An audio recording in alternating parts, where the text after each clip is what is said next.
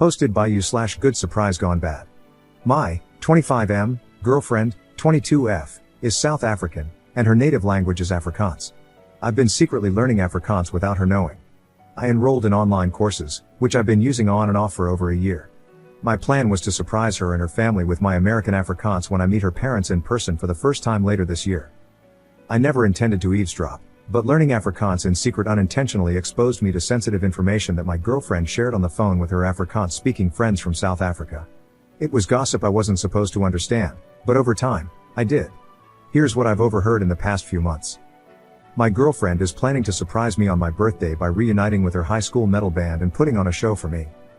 She wants to tattoo the names of literally all the Harry Potter spells on her back but doesn't know how to tell me because she's afraid I'll talk her out of it. She casually mentioned that one of the unexpected differences between her glasses and contact lenses is that when she's on her knees looking up at me with her glasses on, my willy looks much bigger compared to what it looks like through her contact lenses. This is why she keeps her glasses on during segs. Ouch. She's convinced that my parents are swingers because, apparently, there are always attractive couples hanging out at my mom and dad's house whenever we visit. She secretly finished the entire series of Better Call Saul without me, even though we agreed to finish it together, so now she's pretending she has no idea how the show ends. She's thinking about canceling the high school metal band reunion for my birthday because she's no longer sure if it's appropriate to team up with two of her exes, who are original members of the band. She expects her dad not to like me.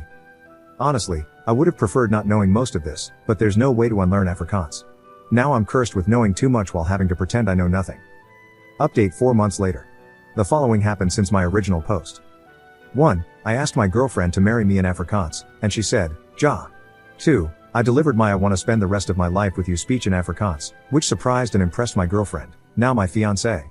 3. As soon as my girlfriend became my fiancé, I casually mentioned that I had secretly been learning her native language and had unintentionally been eavesdropping on several phone conversations she had with her Afrikaans-speaking friends about things I wasn't supposed to understand. 4. My fiancé was embarrassed when she realized how much Afrikaans I was able to understand and apologized if she had made me feel uncomfortable. 5. I accepted her apology, even though it was unnecessary, well, except for finishing Better Call Saul behind my back. That was playing with fire in our relationship, almost unforgivable. 6. My fiancé got one of the Harry Potter spells on her back, Erecto Patronum. I'm kidding, I stole that from another story. My fiancé is still considering getting her back tattooed. I told her it was her choice, but I advised her to avoid covering her entire back with Harry Potter spells like she's some kind of Death Eater Michael Scofield. 7. My fiancé might be right about her dad not liking me because his expression of disappointment and dread when he heard the news of our engagement was priceless. That said, I'll win him over, though, even if it kills him. Jokes. 8. My fiancé fully believes my parents are swingers based on the different couples she's occasionally observed coming and going whenever we visited my mom and dad.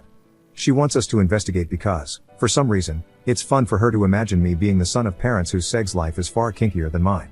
I'm not interested in opening that door because I don't want to know what goes on in my mom and dad's bedroom. However, something tells me my fiancé will not rest until she has all the answers.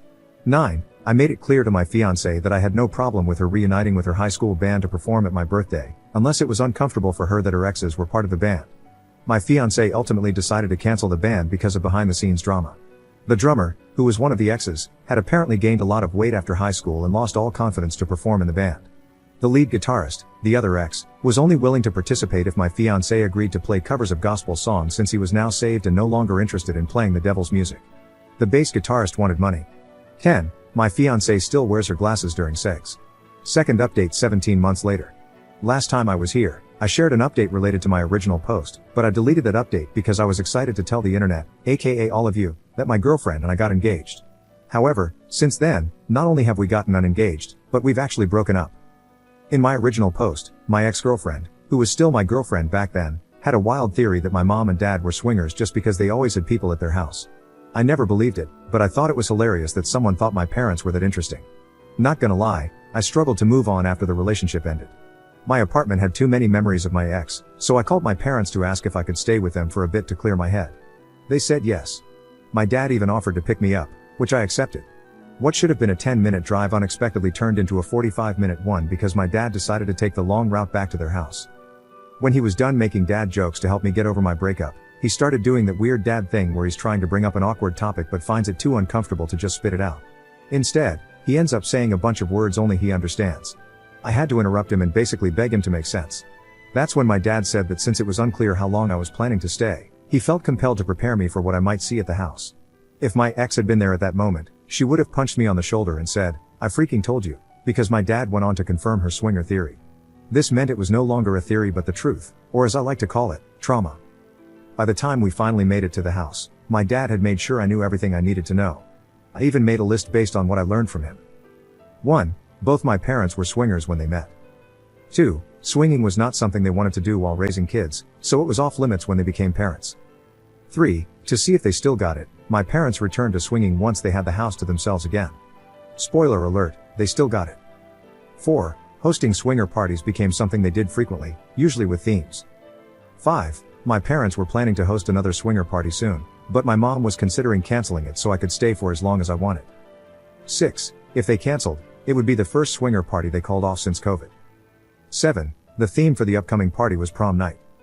I never expected my dad to go so hard in the too much information category, but once he crossed that line, he let it all out. I stayed with my parents for a total of 2 days before it became abundantly clear that while knowledge might be power for some people, for me, knowledge was punishment. My mom, who had no idea I low-key knew she was swinger mom, tried to convince me to stay longer, and she almost succeeded, but I was done with my dad using our father-son bonding time to play guess which one of our neighbors are also swingers. I used an Uber to get back to my apartment. No more dad rides. I've never been so happy to return to a place haunted by my failed relationship.